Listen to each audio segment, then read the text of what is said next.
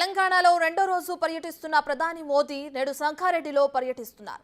బేగంపేట నుంచి హెలికాప్టర్లో ఆయన పటేల్గూడ చేరుకుంటారు. 1400 కోట్లతో నిర్మించిన NH-161 హైవేను ప్రధాని జాతికి అంకితం చేస్తారు. అనంతరం పలు అభివృద్ధి పనులకు శంకుస్థాపనలు, ప్రారంభోత్సవాలను చేయనున్నారు. తర్వాత విజయ సంకల్ప యాత్ర సభ వేదికపైకి చేరుకుని సభలో ప్రసంగిస్తారు.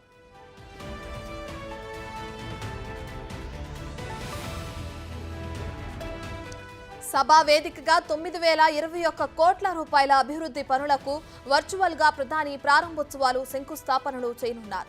సంగారెడ్డి ఎక్స్ రోడ్ నుంచి మదీనాగూడ వరకు 1298 కోట్లతో NH-65ను 6 లైన్లుగా విస్తరించే పనులకు ప్రధాని శంకుస్థాపన చేస్తారు.